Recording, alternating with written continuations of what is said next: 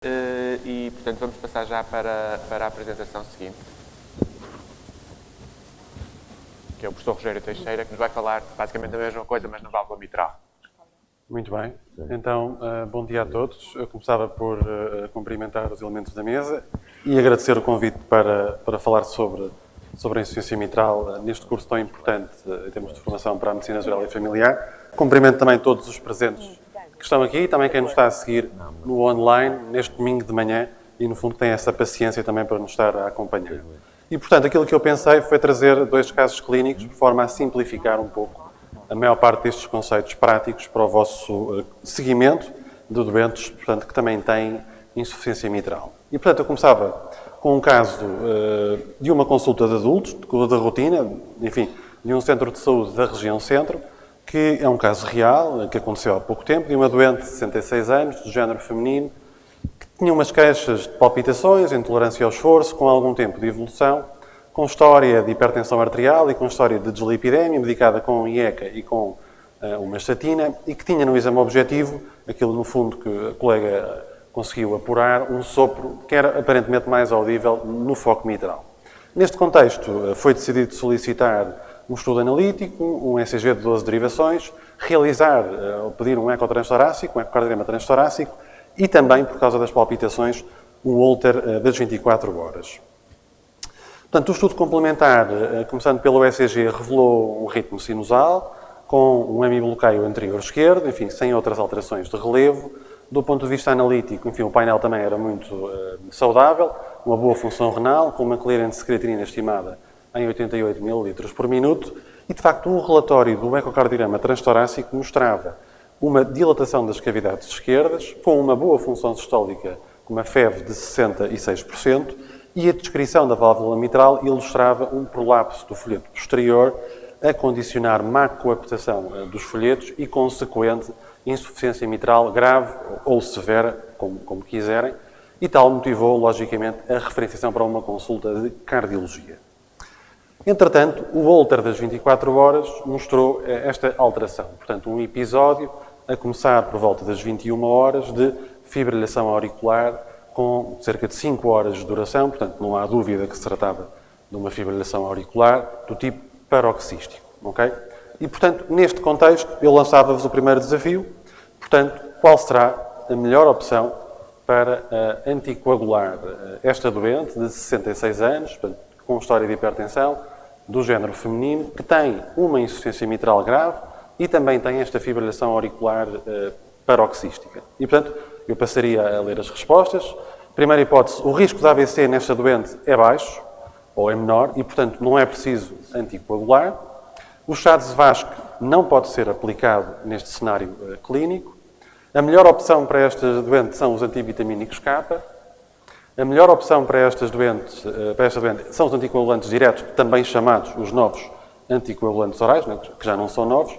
E a última hipótese, os anticoagulantes diretos, portanto, não estão validados neste cenário de insuficiência mitral grave e de fibrilação auricular. E, portanto, podem responder.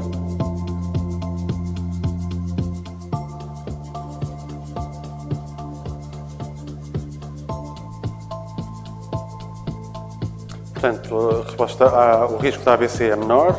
Resposta B, não podemos aplicar o Secor chá de Zvasc. Hipótese C, antivitamínicos K. Hipótese D, anticoagulantes diretos.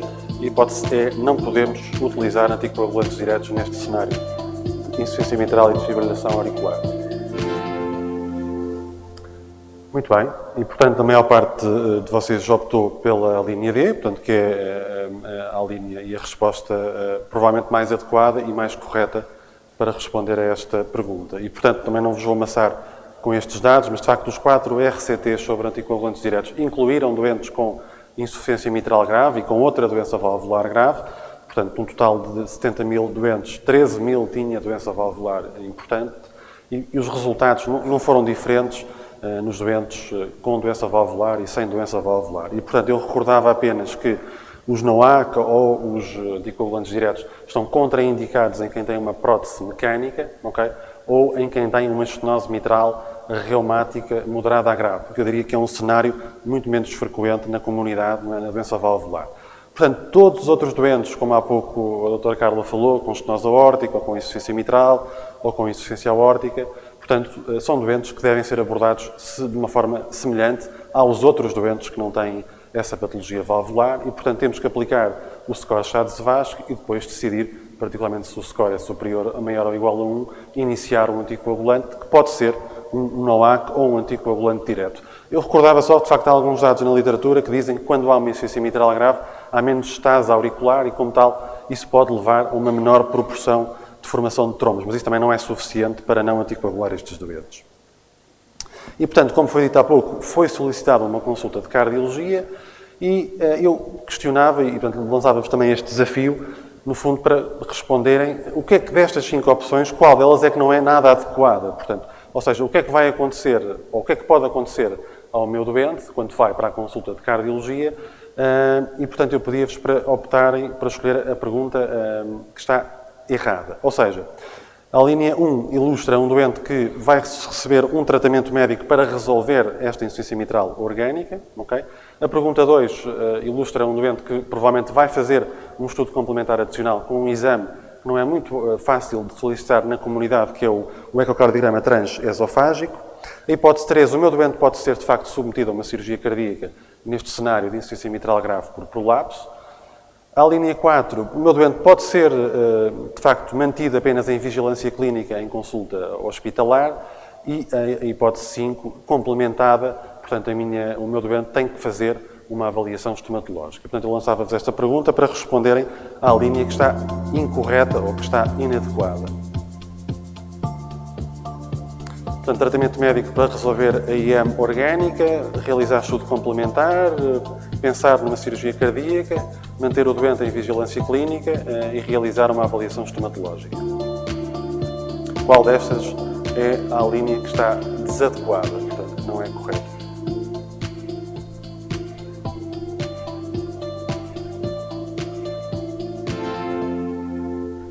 E, de facto, cerca de 50% acertou. Portanto, de facto, o tratamento médico não serve para resolver a insuficiência mitral orgânica, como vamos ver em seguida. E, portanto, de facto, o doente foi referenciado para a consulta. Do ponto de vista, enfim, da avaliação realizada na consulta de cardiologia, foi confirmado que se tratava de uma doente sintomática. Foi também feito, enfim, um exame objetivo focado na avaliação dos sinais de congestão, do ritmo cardíaco, do perfil tensional. Repetiu-se o transe torácico, que é algo que por vezes ocorre com alguma frequência na doença valvular grave, a repetição do exame a nível hospitalar. Confirmou-se que se tratava de um ventrículo esquerdo que estava dilatado, com diâmetro diastólico e diâmetro sistólico, portanto, aumentado, mantendo, de uma forma muito importante, uma boa função sistólica global, com uma FEV superior a 60%, e, de facto, era evidente um prolapso do folheto posterior, com uma insuficiência mitral grave, excêntrica, e que, por vezes, é um pouco difícil de caracterizar, razão pela qual foi solicitado no próprio relatório, ou foi sugerido, pensar em fazer um ecotrans esofágico. O transesofágico, eu trago-vos aqui, enfim, muito sumariamente, ilustrou, de facto, o prolapso, bem identificado portanto, na vossa imagem mais à direita, com uma insuficiência mitral grave associada, e também foi possível observar a existência associada de uma ruptura de cordas, portanto, que é uma complicação relativamente rara, mas que pode ocorrer no contexto de um prolapso da válvula mitral. E, portanto, no fundo, e resumindo aqui um pouco a história, portanto, uma doente de 66 anos, com insuficiência mitral grave, portanto, por prolapso, com mania classificada em classe 2, já com dilatação das cavidades esquerdas. E eu acrescento aqui o dozimento do NT-proBNP, portanto, que é um peptídeo que, por vezes, nos ajuda muito a perceber, no fundo, se aquela intolerância ao esforço, a dispneia do esforço, tem ou não tem alguma relação com as pressões de enchimento e pressões auriculares esquerdas aumentadas. Portanto, aqui um ponto de corte habitualmente é de 300, portanto, este valor de 600 é um valor que indica que está alterado e, portanto, de facto, foi decidido, no fundo, aconselhar a doente a realizar uma intervenção cirúrgica para reparar a válvula mitral, sendo que antes da intervenção, obviamente, foi realizada uma avaliação dentária para excluir a presença de cáries ativas.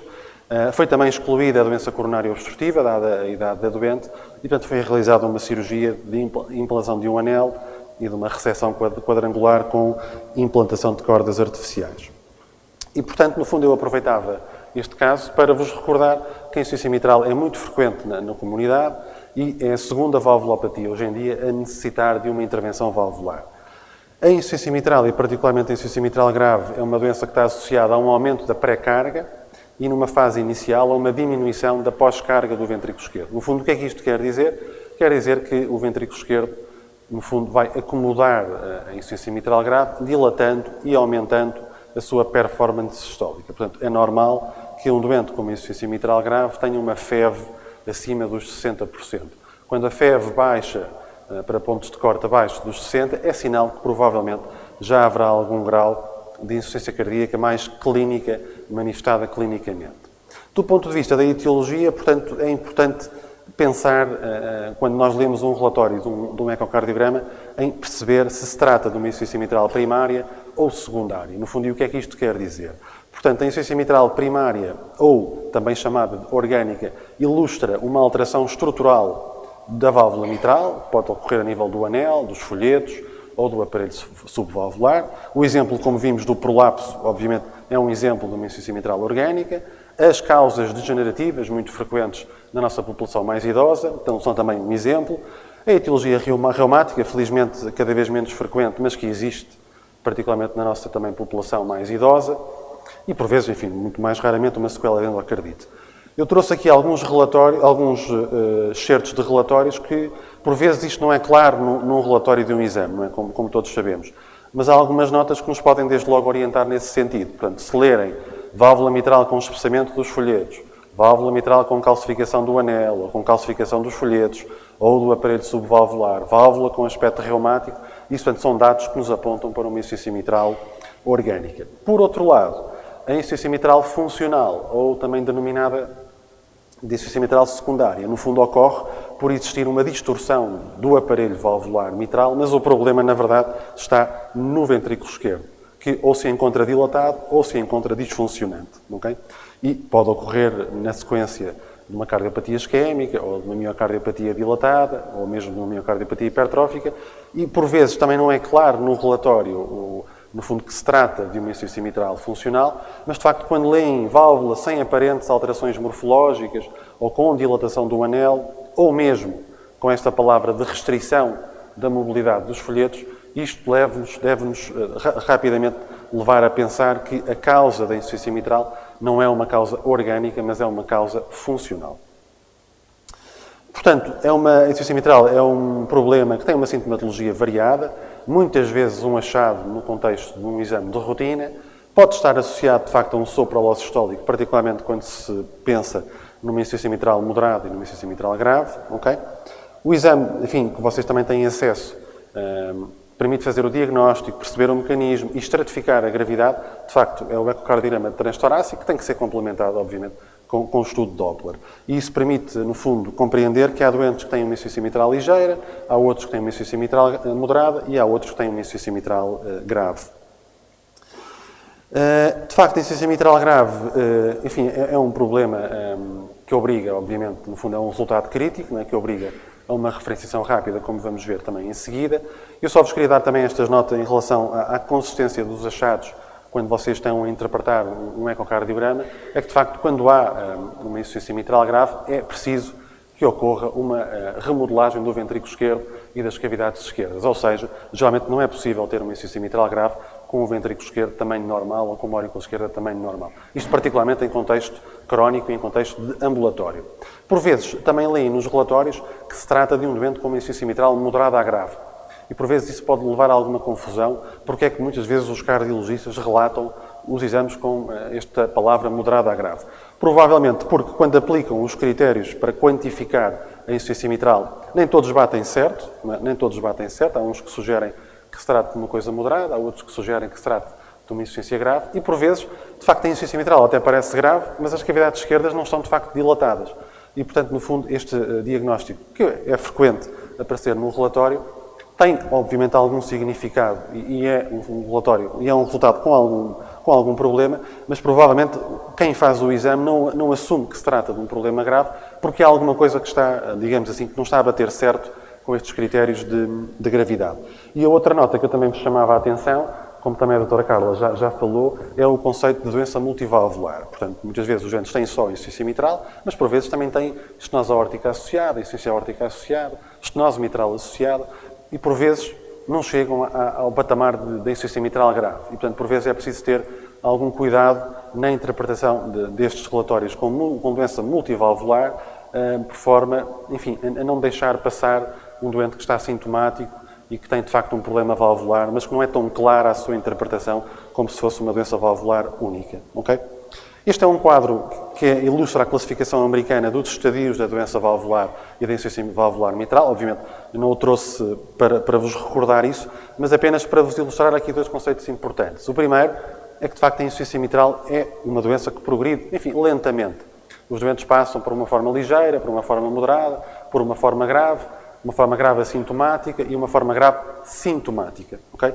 E, portanto, estes doentes com insuficiência mitral grave assintomática ou com insuficiência mitral grave sintomática, esses doentes, de facto, são doentes para serem orientados em consulta de cardiologia e devem ser orientados de forma célere para a mesma consulta. No entanto, os doentes com insuficiência mitral ligeira, com algumas alterações estruturais da válvula ou mesmo com insuficiência mitral moderada, esses doentes geralmente podem ser abordados e seguidos em ambiente de consulta na medicina geral e familiar e, portanto, está também recomendado que pode fazer sentido repetir o ecocardiograma a 3 a 5 anos para os doentes com insuficiência mitral ligeira, okay? E a cada 1 a 2 anos para os doentes com insuficiência mitral moderada. Okay? Não valorizar, de facto, a insuficiência mitral mínima ou a insuficiência mitral trivial ou mesmo a insuficiência mitral ligeira quando não há nenhuma alteração estrutural da válvula mitral. E, portanto, em relação ao tratamento, aqui a última palavra em relação ao tratamento, de facto, não há nenhum tratamento médico que possa corrigir o prolapso ou eliminar a calcificação da válvula mitral. Portanto, esse conceito hoje em dia não faz sentido. Contudo, o tratamento médico é muito importante para o doente que tem insuficiência mitral e que tem sintomas associados de congestão, ou que tem hipertensão arterial, ou que tem fibrilação auricular, ou num estadio mais avançado, que tem a insuficiência cardíaca associada. Okay? De facto, a cirurgia sobre a válvula mitral continua a fazer sentido, logicamente, em 2019. É geralmente aplicada ao doente que tem insuficiência mitral grave e que tem sintomas, okay? E também pode ser aplicada ao doente que não tem sintomas, particularmente quando o ventrículo esquerdo já está muito dilatado ou quando o ventrículo esquerdo começa a perder contractilidade, portanto, esta FEV, quando passa para valores abaixo de 60%. Contudo, há também muitos doentes que vão à consulta de cardiologia que se mantêm em acompanhamento, em follow-up, mesmo com uma insuficiência mitral grave, e, portanto, não é de estranhar que isso possa acontecer na nossa realidade local. Okay? E também uma última palavra para o prolapso da válvula mitral, que é uma doença que tem uma prevalência provavelmente muito menor do que aquela que foi inicialmente descrita, okay? Sendo que há critérios ecocardiográficos relativamente estritos para este diagnóstico, também não vale a pena entrar nesse detalhe, mas é preciso também ter algum cuidado em assumir esse diagnóstico quando se faz um ecocardiograma transtorácico. A maior parte dos doentes com prolapso tem uma insuficiência mitral que não é significativa, é uma insuficiência mitral ligeira. Okay? Os doentes jovens geralmente têm um prolapso que envolve todos os escalopes ou mais escalopes do que o doente mais idoso, que geralmente tem um prolapso mais isolado. Por vezes estes doentes, particularmente os doentes mais novos e os doentes do género feminino, que têm muita queixa de dor torácica, de palpitações, de extrasístolia ventricular e supraventricular. Mas, de facto, a necessidade de intervenção hoje em dia, no contexto de prolapso, obviamente, é apenas para doentes com insuficiência mitral grave e, portanto, um prolapso da válvula mitral com insuficiência mitral ligeira ou mesmo moderada é algo que pode ser gerido e acompanhado em termos da consulta da medicina geral e familiar. Okay? E eu, para terminar, nos últimos 5 minutos, tinha também um segundo caso clínico que ilustra, no fundo, vamos ilustrar aqui o problema da insuficiência mitral funcional. E, portanto, no fundo, este caso ilustra um doente de 78 anos, já com história de fibrilação auricular há algum tempo, medicado com furosemida, com perindopril, anticoagulado com edoxabane, e, portanto, também numa consulta de adultos foi solicitado um eletrocardiograma de rotina, que ilustrou uma fibrilação auricular, e o ecocardiograma mostrou um doente com uma disfunção sistólica moderada do ventrículo esquerdo e com uma válvula mitral, com uma insuficiência mitral moderada a grave. E, neste contexto, o doente foi orientado para uma consulta de cardiologia. Okay? Na consulta de cardiologia, o doente encontrava-se em classe de TENIA 2, foi confirmado uma compliance farmacológica subótima. Okay? O exame objetivo, para além do sopro, enfim, também não tinha grandes alterações. A creatinina era de 1,5, com uma clearance de 40, ok? O NT para o BNP tinha um valor, portanto, elevado, portanto, que é portanto, o tal doseamento do peptídeo que nos ajuda muito em termos de avaliação funcional do doente, ok? O ecocardiograma ilustrou, portanto, repetido a nível hospitalar, ilustrou um ventrículo esquerdo e umas cavidades esquerdas dilatadas, com uma disfunção sistólica associada e uma insuficiência mitral que foi relatada como funcional e que foi estimada como grave, ok? E, portanto, eu neste contexto de insuficiência cardíaca com função sistólica reduzida e de insuficiência mitral funcional, eu questionava-vos o que é que faz sentido numa avaliação inicial prévia ao envio para uma consulta hospitalar. A linha A, agendar desde logo uma repetição do ecotorácico dentro de um ano, otimizar o tratamento médico deste doente, nomeadamente faltava um beta-bloqueante, a espironolactona, realizar um holter das 24 horas, suspender a toma de furosemida e excluir doença coronária. Okay? E podem votar. Portanto, repetir desde logo o transtorácico dentro de um ano, otimizar o tratamento médico, dedicado a comperindopril, portanto, acrescentar o beta-bloqueante e a espironolactona, realizar um holter das 24 horas para avaliar o perfil rítmico, suspender a toma de furosemida, excluir doença coronária.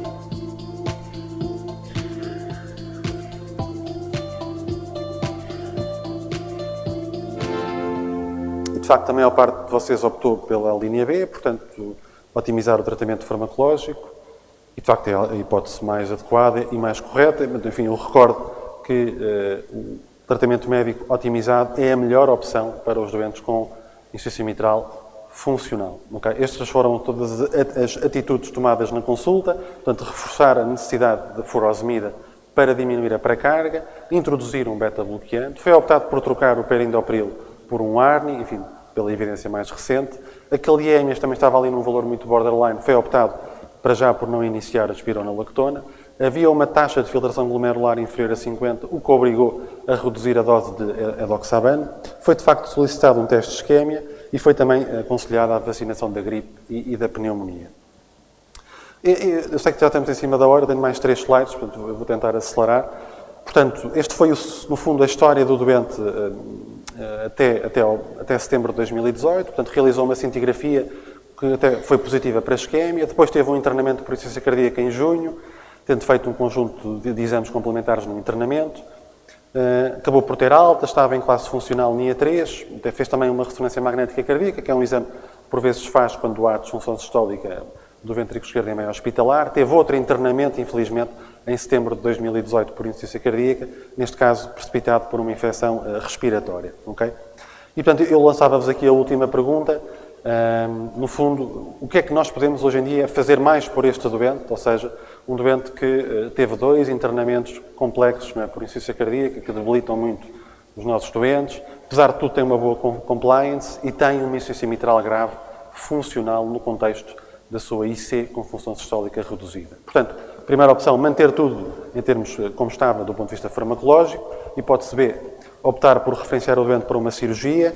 Hipótese B, referenciar o doente para esta terapêutica que se chama MitraClip e é uma terapêutica percutânea muito menos invasiva. Hipótese C, transplante cardíaco e hipótese E, um CDI. Eu vou dar a resposta também por razões de tempo, se me passassem aqui o slide.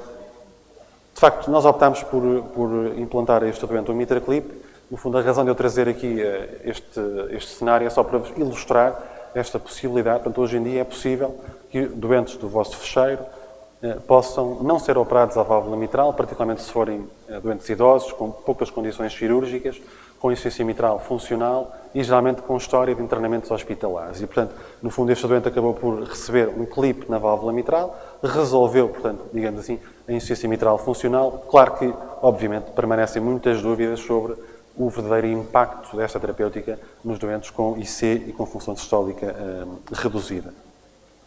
E, portanto, também recordar que a insuficiência mitral funcional é uma doença do ventrículo esquerdo e não é uma doença do aparelho valvular mitral. A cardiopatia isquémica, a miocardiopatia dilatada e a própria fibrilação auricular, quando provoca uma dilatação auricular esquerda, são causas conhecidas de insuficiência mitral funcional. O tratamento médico é a principal opção para estes doentes, baseado em diuréticos, beta-bloqueantes, IECAs ou ARNIs. E, de facto, o mitraclip pode ser também uma opção nestes doentes. Portanto, para terminar, as minhas mensagens finais são que o ETT, portanto, o ecocardiograma transtorácico, é o exame de eleição para avaliar e para fazer o diagnóstico da insuficiência mitral, perceber o mecanismo, estratificar a gravidade e avaliar também as cavidades-alvo, nomeadamente a dimensão do ventrículo esquerdo, da aurícula esquerda e estimar a pressão sistólica na artéria pulmonar. A insuficiência mitral grave e aquela forma moderada a grave geralmente devem motivar referenciação para avaliação em consulta de cardiologia, quer se tratem de formas orgânicas, quer se tratem de formas funcionais. O tratamento médico, também como falávamos há pouco, à custa de diuréticos, antitrombóticos e o tratamento neurohormonal é particularmente adequado para a insuficiência mitral funcional e também para as complicações que ocorrem no contexto da insuficiência mitral orgânica. Okay? E, de facto, é uma doença no qual a inovação tem estado presente ao longo da última década, quer ao nível do diagnóstico, quer ao nível do tratamento percutâneo e também, logicamente, ao nível do tratamento cirúrgico. Muito obrigado pela vossa atenção.